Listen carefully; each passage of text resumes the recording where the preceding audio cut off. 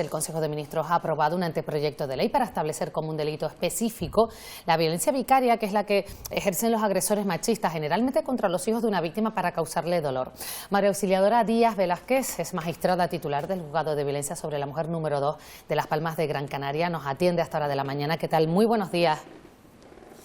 Buenos días. Como siempre, gracias por acompañarnos en este Buenos Días Canarias. Y queríamos saber, con este anteproyecto de ley en marcha, ¿a usted qué le parece que se amplíen las víctimas, no solo a los hijos, sino a mayores, dependientes, hermanos o incluso a la pareja actual?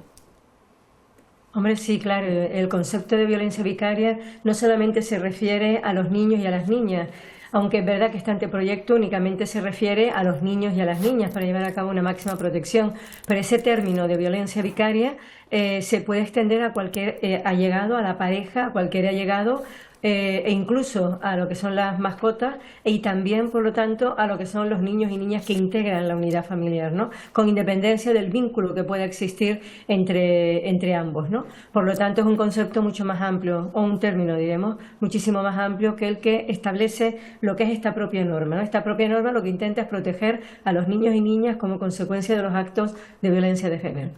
Acaba de decir mascota, recordamos que usted es la jueza que dictó esa sentencia, corríjame si me equivoco, a un hombre, a un vecino de la capital Gran Canaria, por tirar por un acantilado al perro que compartía con su pareja. Sí, bueno, no solamente he sido yo a nivel individual, sino conjuntamente con la Fiscalía de Las Palmas. Y en este caso tengo que decir que efectivamente se le condena porque se utiliza lo que es el animal de compañía como medio, instrumento para producir el mayor daño que se puede hacer, en este caso a la víctima, porque todo se basa, en esta violencia vicaria se basa en ese apego y en ese vínculo que existe entre la víctima y la persona o el animal que es objeto de ese daño, ¿no? Y que por lo tanto en este caso se pudo conjugar juntamente con el delito de maltrato psicológico, en cuanto que efectivamente se había acreditado en la víctima pues la existencia de un maltrato psicológico y objetivamente se observaba, ¿no? realmente dicho daño psicológico sí se observaba porque el médico forense así lo pudo informar en su propio informe médico forense. Sí, estamos en la mesa de tertulia, quería apuntar y acompañando a los periodistas. Adelante, José Luis Domínguez. Sí, yo quería preguntarle, estamos hablando de un anteproyecto, con lo cual queda todavía todo el trámite parlamentario. ¿En qué cree que va a terminar finalmente todo el articulado de la ley, teniendo en cuenta que hay distintas opiniones sobre lo que es la violencia vicaria, violencia machista, etcétera, etcétera, por parte de distintos grupos parlamentarios?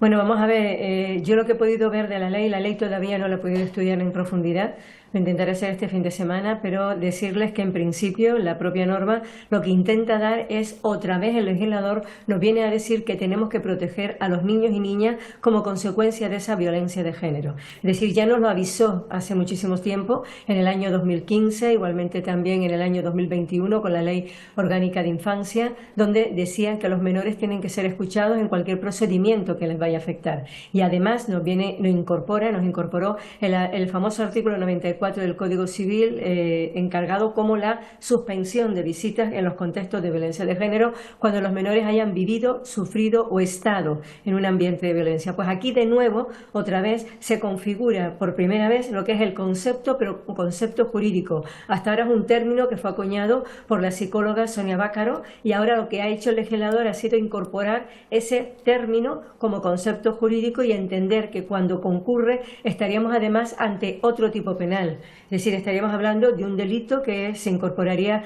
dentro de los delitos contra la integridad moral. Además, se establecen en la propia norma una serie de indicadores específicos para entender cuando estamos ante una violencia vicaria, modificando lo que es la ley de protección del menor. Lo que se intenta, en definitiva, dar esa visibilidad, que parece ser que todavía seguimos, porque yo lo noto cada vez que tengo procedimientos civiles, a la sociedad, de que un maltratador no puede ser un buen padre. Habrá que estar a cada caso, pero tenemos que partir de esa idea, quitar esa idea romántica de que por el hecho de ser padre ya vas a tener derecho a estar con tu hijo. Siempre me estoy refiriendo al ámbito de un señor que esté condenado o que esté dentro de un procedimiento penal por violencia de género. No me estoy refiriendo al hombre en general, que siempre se suele confundir.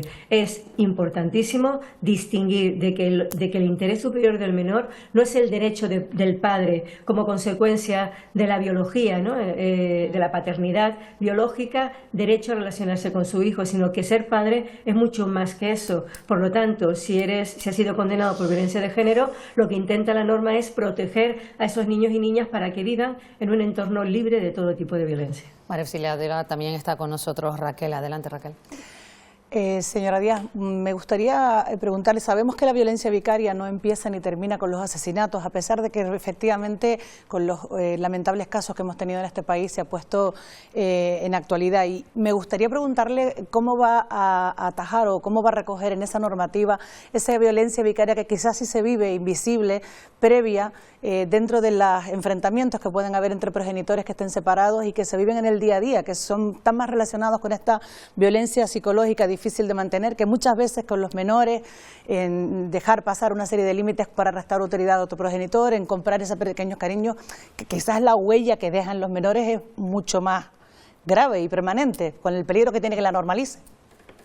Sí, señor, por eso yo creo que el legislador lo que ha hecho de nuevo ha sido innovar en este sentido, tipificando lo que acaba de comentar como delito, no solamente lo que es el resultado muerte, sino cualquier acto que vayamos a ver que efectivamente se utilizan esos menores como instrumentos para producir el mayor daño. Yo siempre pongo un ejemplo, el tema de la violencia económica que esperemos que el legislador también se dé prisa y lo incorpore dentro de nuestro Código Penal, pero el hecho de no dar la pensión de alimentos suficiente, ¿vale? La infrapensión no vale, infrapensión es violencia de género. Dar a tu hijo 100 euros, 80 euros es violencia de género, porque nadie a día de hoy ni siquiera para un desayuno te va a dar, ¿vale? Es decir, a pesar, y si no tiene dinero, pues tendrá que buscar la vida de tal manera que tiene que satisfacer esa obligación. Entonces, en los casos en que se demuestre que efectivamente se utiliza esa pensión, ese impago de pensiones, con la finalidad de producir el mayor daño, que es no tener capacidad económica, no solamente la mujer, sino también que eso afecte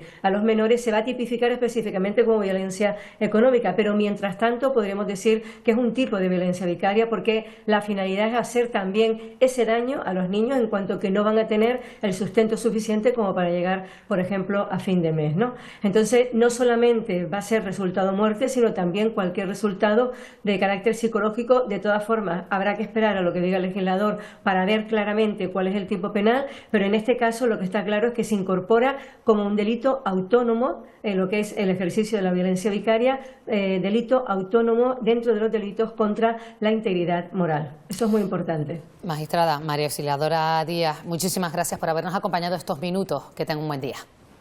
Muy bien, muchísimas gracias igualmente.